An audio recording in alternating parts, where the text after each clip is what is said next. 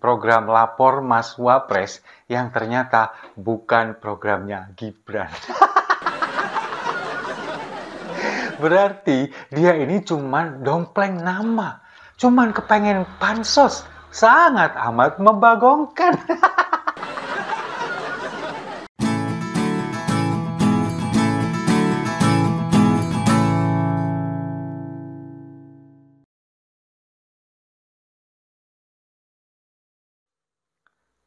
Salam damai untuk Indonesia, berjumpa lagi bersama saya, Papa Dimas. Info kali ini datangnya dari program Lapor Mas Wapres yang ternyata bukan programnya Gibran.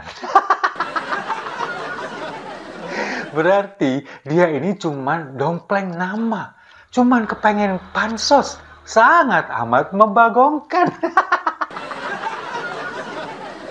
Jadi kan selama 4 hari belakangan ini kan ramai diperbincangkan oleh publik bahwa program Lapor Mas Wapres yang dicanangkan oleh Wakil Presiden kita, Gibran Rakabuming Raka, itu kan memicu perbincangan publik. Banyak yang menyayangkan kenapa sekelas Wapres harus membuat program yang seperti ini. Nah, ini kan kemudian pada hari Kamis, itu kan kemudian buru-buru dibantah oleh pihak istana. Pihak istana mengatakan bahwa ini sebetulnya bukan program dari Gibran. Ini adalah program pemerintah.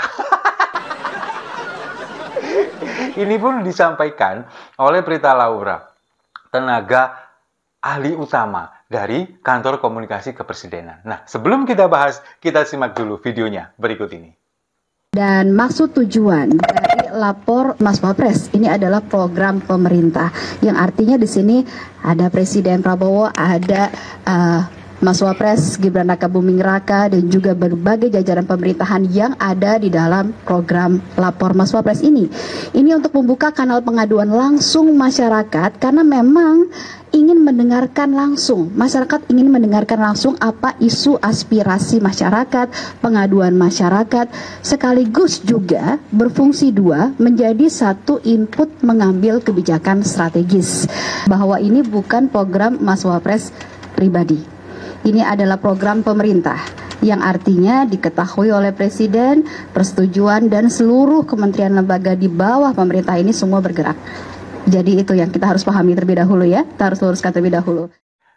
Nah, jadi sudah jelas, pihak istana itu pun membantah bahwa ini bukan program pribadi dari Gibran, tapi program pemerintah, kemudian ini atas sepengetahuan Presiden Prabowo, lalu kemudian juga bla bla bla bla tadi yang disampaikan oleh Prita Laura. Nah, sekarang pertanyaannya, kalau memang ini program pemerintah, kenapa namanya harus Lapor Mas Wapres? Sangat amat tendensius kan? Dan lalu kenapa kalau misalkan ini memang program pemerintah, kenapa tidak disampaikan sebelumnya, di awal-awal bahwa kami punya program yang baru, kemudian namanya Lapor Mas Wapres. Dan kenapa namanya harus Lapor Mas Wapres? Dan kenapa sekarang juga pemerintah dari pihak istana buru-buru mengklarifikasi ini bahwa ini bukan program dari pribadi Gibran. Nah, ini kan yang menjadi pertanyaan, yang menjadi tanda tanya terutama bagi saya dan ingin menyampaikan ini dalam video saya kali ini. Nah, sekarang kalau misalkan memang ini dijelaskan seperti yang disampaikan oleh Prita Laura tadi, ini benar-benar menjadi blunder untuk yang kesekian kalinya. Karena apa? Mari kita bahas bareng-bareng. Jadi begini, kalau misalkan program ini bukan program dari Gibran pribadi, ini adalah program dari pemerintah, kenapa namanya Lapor Mas Wapres? Kenapa bukan lapor apa gitu, misalkan rakyat melapor atau apa? Dan ternyata program ini sebetulnya sebelumnya sudah ada. Sudah ada, namanya program lapor. Dan itu sudah berjalan, disampaikan oleh Prita Laura juga. Sudah ada laporan yang masuk di tahun 2024 saja, itu sekitar 80.000 laporan sekian. Sementara yang sudah terselesaikan itu baru sekitar 80%, sementara yang 20% ini masih sedang dalam penyelesaian. Nah, sebetulnya program ini kan sudah ada.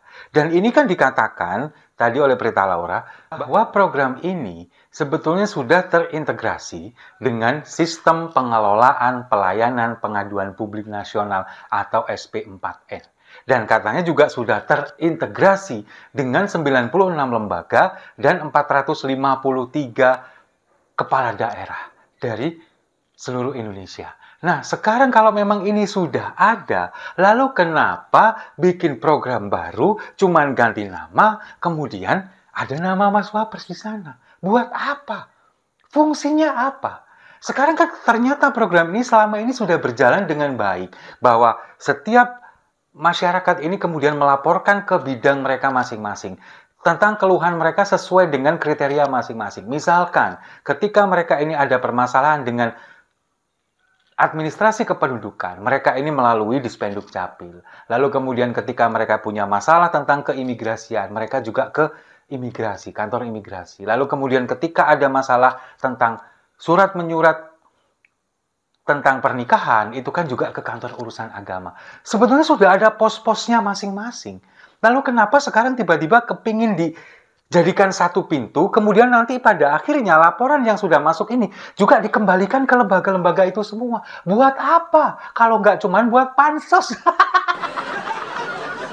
Lah iya kan? Sekarang kan sudah jelas tadi disampaikan oleh Prita Laura, bahwa memang ini semuanya sudah ingin mendengar keluhan dari masyarakat, kemudian ingin menjadikan ini dalam satu pintu, supaya untuk dalihnya tadi, supaya bisa untuk membuat kebijakan yang berdasarkan dengan keluhan masyarakat. Nah, selama ini kan sudah, cuman bedanya apa? Selama ini, mereka ini melakukan laporan ini dari masing-masing pihak, dari masing-masing kriteria atau kategori laporan mereka masing-masing, bukan dari satu pintu. Dan kalau bagi saya, itu justru lebih efektif.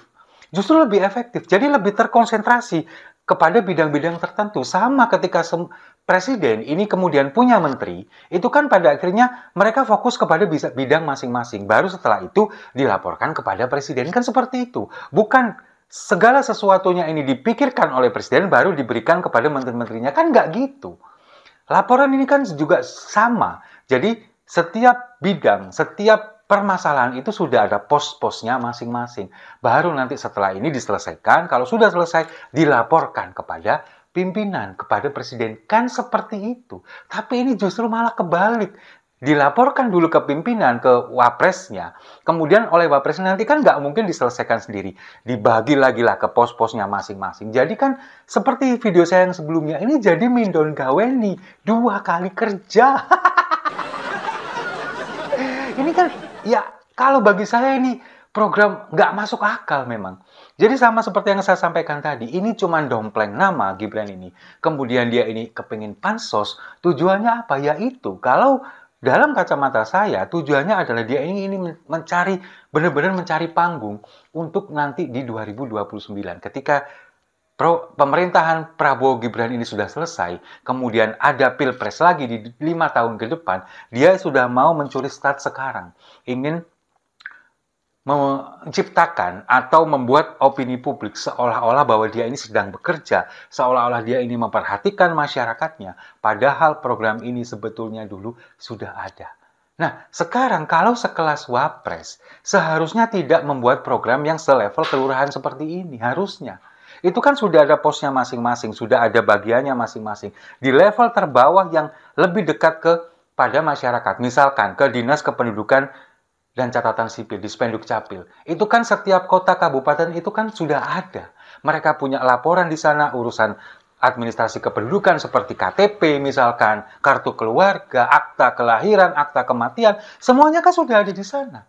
Lalu masalah ijazah sekolah, itu kan sudah ada dari urusan dari Dinas Pendidikan. Semuanya sudah ada pos-posnya masing-masing.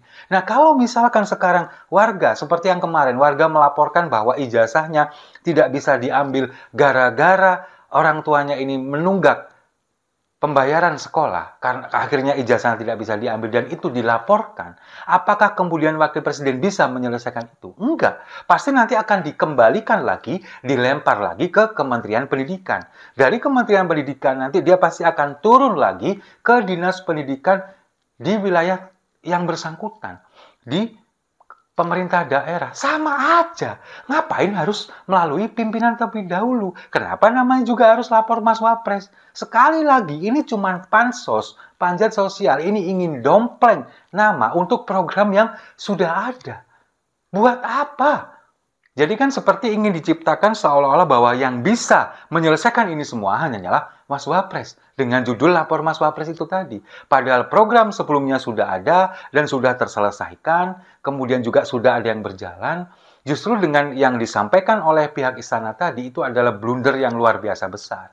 Justru ingin menyampaikan bahwa sebetulnya program ini ada loh. Sudah kita selesaikan loh. Sudah ada yang sedang berjalan loh. Cuman sekarang diganti nama aja menjadi lapor Mas Wapres. Jadi kan seperti itu. Benar-benar nggak bermanfaat.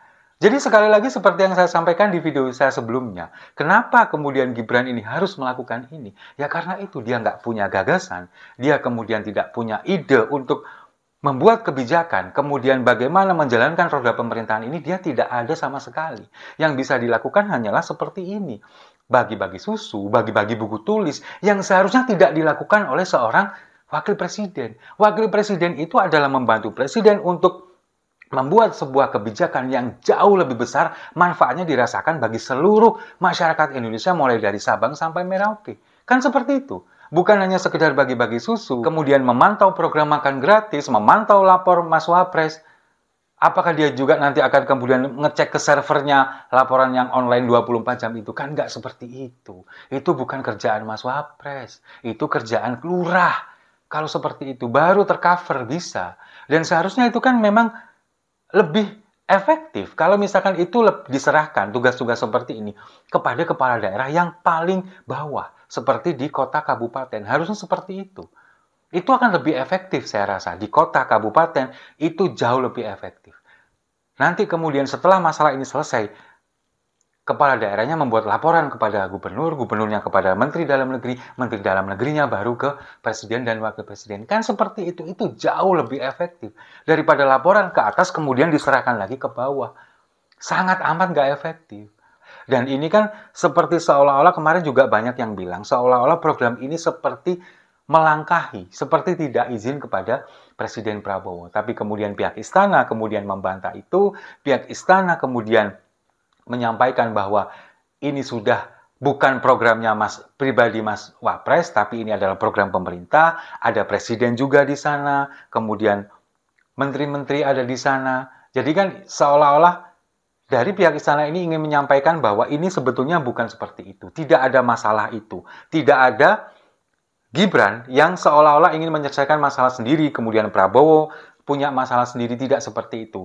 Pihak istana ingin memberikan pesan kepada publik bahwa pucuk pimpinan kita, presiden dan wakil presiden kita, kondisinya sekarang sedang baik-baik saja. Mereka kemudian punya program bareng-bareng yang seperti ini, padahal kenyataannya kan nggak seperti itu. Seperti berulang kali disampaikan oleh pihak istana, bantahan-bantahan yang disampaikan pihak istana ketika Presiden Jokowi di akhir-akhir masa jabatannya kemarin, ini kan juga sama. Jadi kan kita bisa mengambil kesimpulan kebalikannya. Kalau yang disampaikan pihak istana itu adalah A, kita harus menyimpulkan bahwa itu adalah sebaliknya. Jadi, kalau sekarang pihak istana mengatakan bahwa ini bukan program pribadi dari Mas Gibran, maka kita harus menyimpulkan sebaliknya, bahwa ini benar-benar adalah program pribadi dari Gibran. Tujuannya untuk apa? Nggak ada lain, untuk Gibran for Presiden 2029.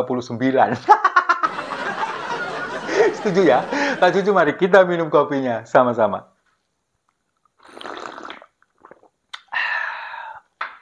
Saya rasa itu. Terima kasih sudah menyimak. Jangan lupa like, komen, dan subscribe. Sampai jumpa di video-video saya selanjutnya. Lain di mulut, lain di hati.